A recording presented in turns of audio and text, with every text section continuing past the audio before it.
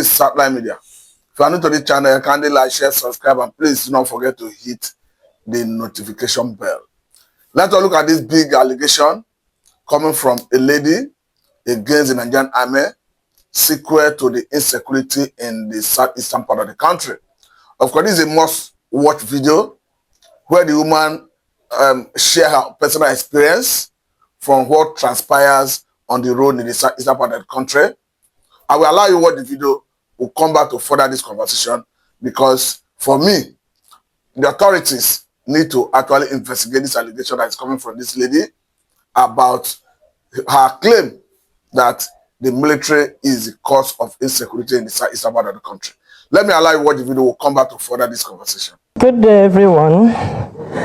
My name is Lolo Neka Chimezie. I'm the national president of Igbo Women Assembly. My personal experience, when this insecurity was too much in the southeast, I'm based in Lagos. For our group, we have different departments and we have media departments. So we decided to come and cover it and to find out what is actually happening. But when we came around to cover the insecurity, we discovered that 90%, I'm sorry to say, of the insecurity in the southeast was caused by the military. I won't apologize for saying it, because they would have shot me at Osumuhu that time. So when we came, and on Monday, we decided to cover the sit-at-home proper. So when I have my driver, I have my car, so I moved with my driver. So when we came to Olo, that's near Banana Junction, we discovered that place was, closed up by the military. So I had to come down because I have a newspaper outfit. So I have my ID card. So I approached the militaries. Even when they saw me approaching them, they were like, even their faces. And I greeted them and I said, Oga, why did you block the road? I said, who are you to ask all that question, without the harassment? And I showed them my card. I said, unfortunately, I'm a media person and we are here to cover the sit-at-home because we realized that you said IPOP is sit-at-home and they're enforcing sit-at-home. But with the look of things, you are the one enforcing the sit-at-home because I know that before you came, there was nothing like this insecurity. Let's be honest to ourselves. Before the militaries were moved to Southeast, we didn't have it this bad.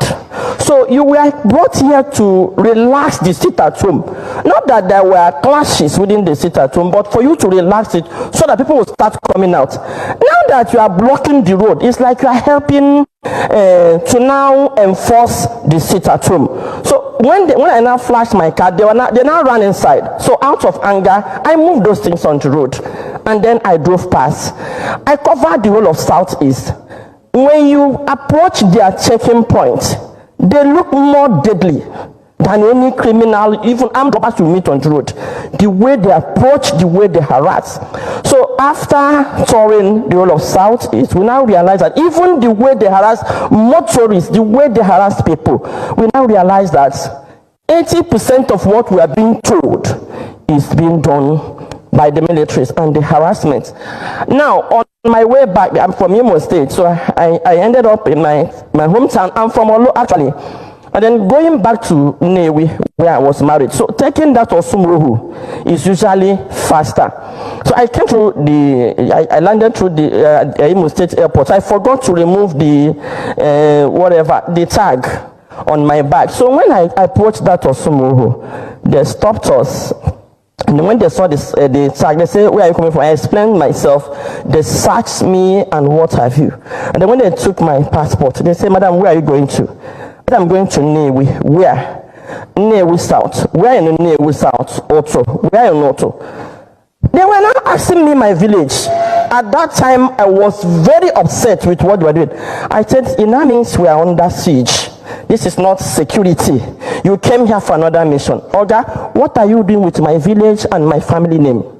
So you are the ones that will collect this information from our sons that come from abroad, and then you give it to your kidnappers. It means you are involved in kidnapping. Otherwise, why would you be asking me? I said I'm going to Nnewi. Is that not enough? You asked me my village, I told you. You asked me my town, I told you. You are now asking me my name, where I come from. So what else? In the night, you come and carry me like fowl.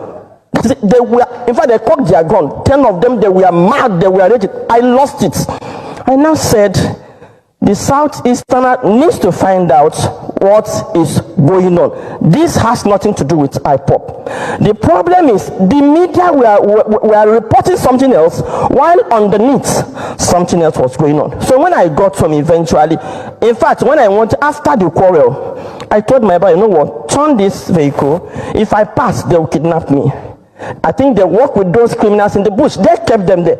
How can they keep these armored tanks and what have you? How large is Osumu? It's that forest that they cannot fish out those criminals. So as we were turning, they seized my car key.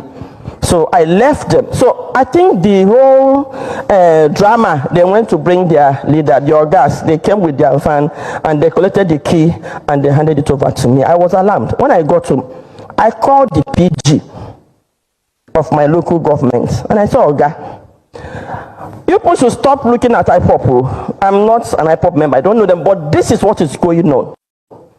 See. As I was talking, a young man said, madam, they seized my machine there yesterday. Because people, Okada will not pass through that Osimo, but I think it's better now.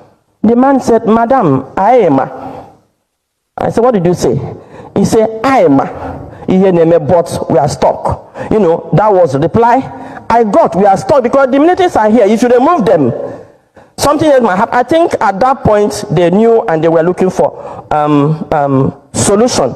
Another experience we had is I passed through that Osu road and I met the militaries there. They were right at Ekotutu.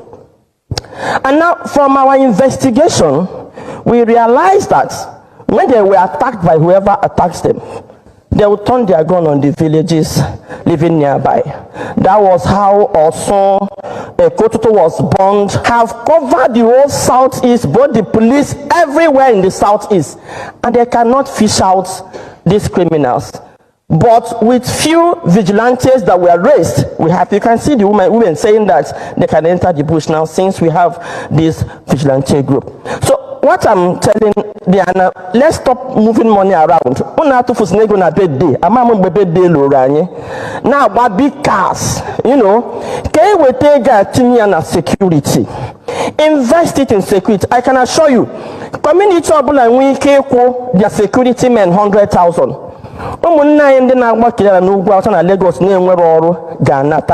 See what we'll do.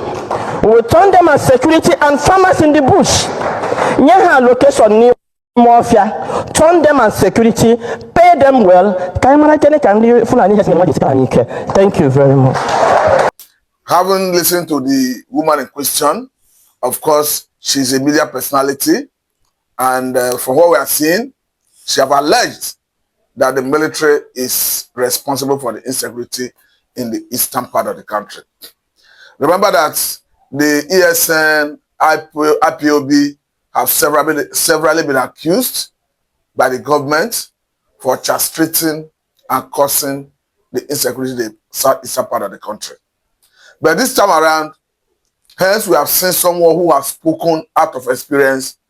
I think the right thing to do is for the authorities, for the government, to actually look into it and see whether the deployment of the military is being counterproductive, whether it is actually yielding the result needed, or whether it's a problem on its own.